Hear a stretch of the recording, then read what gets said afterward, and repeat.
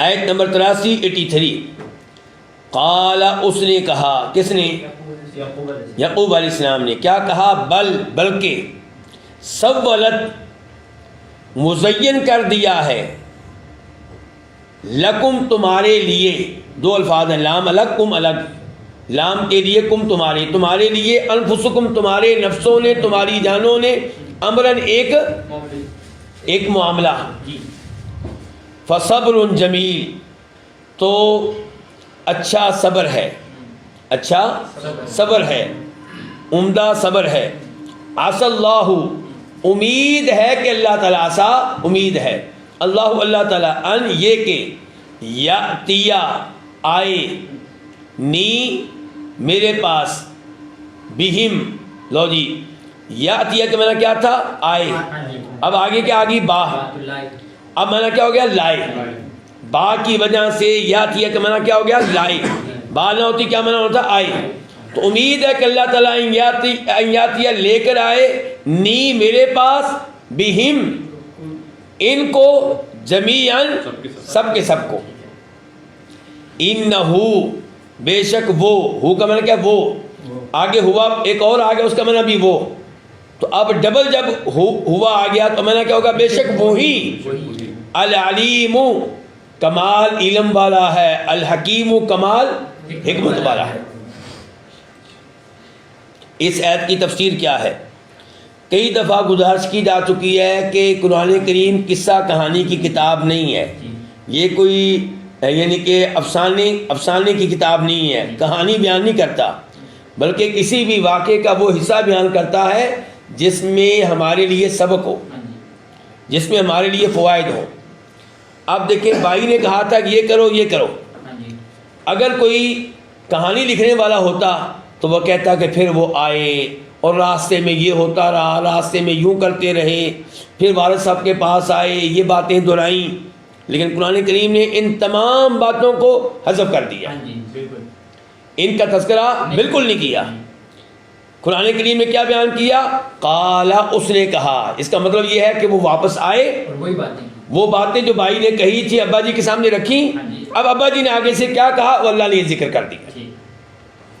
قال، اس نے کہا، یعنی کہ یعقوب علیہ السلام نے، بلکہ یہ بل کا لفظ بتا رہا ہے کہ یعقوب علیہ السلام کہنا چاہتے ہیں کہ معاملہ ویسے نہیں ہے جیسے تم بیان کر رہے ہو، بلکہ معاملہ کیا ہے کہ سولت مزین کر دیا ہے، لکم تمہارے لیے، انفسکم تمہارے نفسوں نے، امرن ایک معاملے کو، یعنی کہ تمہارے دل میں ایک پلان آیا میرے اس بیٹے کو بھی غائب کرنے کا، اور تم نے اس پلان پہ عمل کیا ہے۔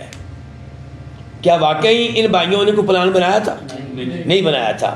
اس سے کیا پتا چلا کہ یعقوب علیہ السلام اگرچہ نبی ہیں لیکن عالم الغیب نہیں ہیں، لیکن ان کے ساتھ ایک حادثہ پہلے ہو چکا تھا، اس لیے انہوں نے سمجھا کہ اب بھی انہوں نے کوئی چکر چلایا ہے، اب بھی انہوں نے کوئی سازش کی ہے، جبکہ پہلی بار واقعی سازش تھی، اب ان کا کوئی قصور نہیں تھا۔ اور اس سے یہ بھی پتا چلا کہ انسان اگر ایک دفعہ گڑبڑ کرے، ایک دفعہ جھوٹ بولے، تو پھر اپنا اعتماد کھو دیتا ہے، پھر وہ سچ بھی کہے تو لوگ یقین نہیں کرتے۔ ایک دفعہ چونکہ انہوں نے گڑبڑ کی تھی، اس لیے یعقوب علیہ السلام کو ان پہ یقین نہیں آ رہا۔ فصبر جمیل، یہ اصل میں کیا ہے؟ صبر جمیل جو ہے یہ خبر ہے، مبتدا یہاں پہ معذوف ہے، یعنی کہ فامری صبر جمیل، میرا پھر کام کیا ہے کہ میں صبر کروں، اور صبر کون سا؟ جمیل، عمدہ صبر۔ صبر بھی دو طرح کا ہوتا ہے، ایک اچھا صبر، ایک اچھا صبر نہیں ہوتا۔ آپ کو وہ حدیث یاد ہوگی کہ نبی علیہ الصلوۃ والسلام ایک جگہ سے گزرے تو وہاں پہ ایک عورت ایک قبر پہ بیٹھی رو رہی تھی، تو آپ علیہ الصلوۃ والسلام نے کہا اتق اللہ واصبری، اللہ سے ڈرو اور صبر کرو۔ تو اس نے کہا آپ کو دیکھے بغیر، آپ کو پہچانے بغیر کہ تیرے اوپر ایسی مصیبت آئی ہوتی تو پھر تجھے پتہ چلتا۔ آپ علیہ الصلوۃ والسلام نے صبر کا مظاہرہ کیا، بردباری کا مظاہرہ کیا، تحمل کا مظاہرہ کیا، آپ اس سے الجھے نہیں، خاموشی سے چلے گئے۔ ان احادیث سے مجھے آپ کو سبق حاصل کرنا چاہیے۔ ہم تو لڑائی جھگڑے کے شاید انتظار میں رہتے ہیں، کوئی بات کر کے دیکھے صحیح. جبکہ اللہ کے نبی کا صبر دیکھیے, خاموش ہو گئے علیہ الصلوۃ والسلام, اپنے گھر چلے گئے. بعد میں لوگوں نے اس عورت کو بتایا یہ تو اللہ کے نبی تھے. اب وہ اللہ کے نبی کے گھر آئی علیہ الصلوۃ والسلام, اور آ کر معذرت پیش کی کہ اللہ کے رسول میں آپ کو پہچان نہیں سکی تھی اور میں اب صبر کروں گی.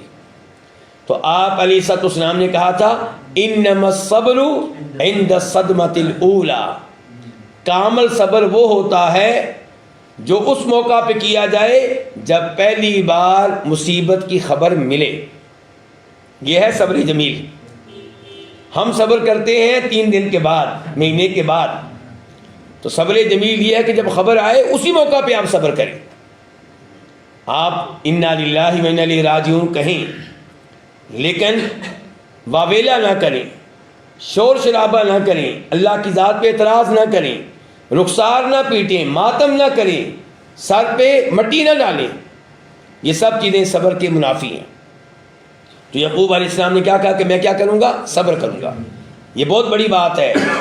پہلے ایک لالا بیٹا غائب ہوا ہے تو صبر کیا ہے, اب دوسرا بیٹا بھی غائب ہو چکا ہے, پھر بھی کیا کہہ رہے ہیں, کیا کروں گا, صبر کروں گا. ہمارے ہاں عورتیں ایک بیٹے کے بعد دوسرا بیٹا بھی فوت ہو جائے تو پھر صبر کا دامن چھوڑ دیتی ہیں, اور امیدیں قائم ہیں یعقوب علیہ السلام کی. کہتے ہیں عسى اللہ یأتینی بہم جمیعا, مجھے اللہ سے امید ہے, تم سے نہیں. کس سے امید ہے؟ اللہ ان سب کو لے کے لائے گا. کتنوں کو؟ 3 کو. ایک یوسف علیہ السلام, اور ایک ان کا سگا بھائی ہے جس کو چوری کے جرم میں پکڑا گیا ہے, اور ایک بڑا بھائی جو ادھر بیٹھ گیا ہے کہ مجھ میں ہمت نہیں ہے کہ میں اس صورتحال میں ابا جی کا سامنا کروں. انہ هو العلیم الحکیم. یعقوب علیہ السلام کہتے ہیں اللہ تعالیٰ کمال علم والا ہے, اللہ جانتا ہے سب صورتحال کو, اللہ جانتا ہے میری حالت کیا ہے اس وقت. الحکیم کمال حکمت والا ہے, اس کے ہر معاملے کے پیچھے کوئی نہ کوئی حکمت ہوتی ہے. اگر میرا بیٹا یوسف غائب ہوا ہے تو اس کے پیچھے بھی رب کی کوئی حکمت تھی, اب یہ غائب ہوا تو اس کے پیچھے بھی رب کی کوئی حکمت ہے. اللہ تعالیٰ کے ساتھ بدگمانی نہیں ہے. اور ہمارے اوپر 2-3 مصیبتیں اکٹھی آ جائیں تو ہم اللہ تعالیٰ کے بارے میں بری سوچ رکھتے ہیں, ان کی سوچ بری نہیں ہے.